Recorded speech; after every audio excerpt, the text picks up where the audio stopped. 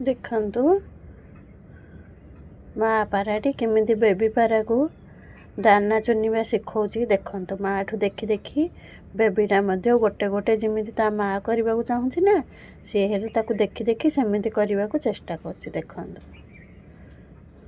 ଯେଉଁମାନେ ପକ୍ଷୀମାନଙ୍କୁ ବେଶୀ ଭଲ ପାଆନ୍ତି, ଚିଡ଼ିଆ ଲଭର ଯେଉଁମାନେ ବହୁତ ଭଲ ପାଆନ୍ତି, ସେମାନଙ୍କୁ ମୋର ରିକ୍ୱେଷ୍ଟ ଗୋଟେ, ଏମାନେ ହେଉଛନ୍ତି ପ୍ରକୃତିର ପକ୍ଷୀ।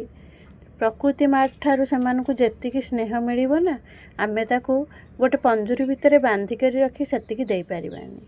ସେଥିପାଇଁ ଯଦି ସୁଯୋଗ ମିଳୁଛି ଆପଣ ତାକୁ କିଛି ଦାନା ଖାଇବାକୁ ଦିଅନ୍ତୁ। ତାର ଯଦି ସେ ଅଣ୍ଡା ଦେଇଛି, ତାର ଛୁଆମାନଙ୍କୁ ହେବା ପର୍ଯ୍ୟନ୍ତ ତାକୁ ସେଠାରୁ ଉଡ଼େଇବାକୁ ଚେଷ୍ଟା କରନ୍ତୁ ନାହିଁ। ଦେଖନ୍ତୁ ଆପଣମାନଙ୍କୁ ବେଶୀ ଖୁସି ମିଳିବ ସେଥିରେ। ଦେଖନ୍ତୁ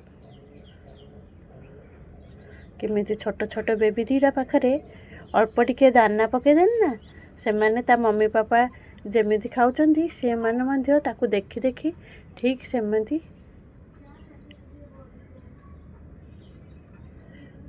ସେମିତି ଗୋଟେ ଗୋଟେ ଖାଇବାକୁ ଚେଷ୍ଟା କରୁଛନ୍ତି। ଦେଖନ୍ତୁ ଏତେବେଳେ ପର୍ଯ୍ୟନ୍ତ ଦେଖୁଥିଲେ ନା, ତା ମା ପାଟିରେ ଆଣିକିରି କିଛି ଖାଇବା ସେମାନଙ୍କୁ ଦେଉଥିଲା। ମୁଁ ଆଜି ଭାବିଲି କିଛି ଛୋଟ ଛୋଟ ଖୁଦ ମଳୁଖ ସେମାନଙ୍କ ପାଖରେ ପକାଇଦେବି, ଯାହାଫଳରେ ସେ ଯାକ ଛୋଟ ଛୋଟ ନା, ତ ବେବି କବୁତର ଯାକ ସେମାନେ ସେଇଟାକୁ ଖାଇପାରିବେ। କିନ୍ତୁ ସେମାନେ ଖାଉନଥିଲେ।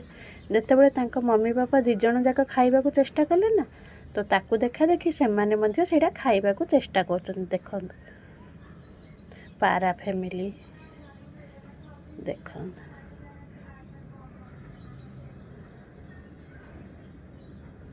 ମମି ବାପା ଆଉ ତାଙ୍କର ଦୁଇଟା ବେବି।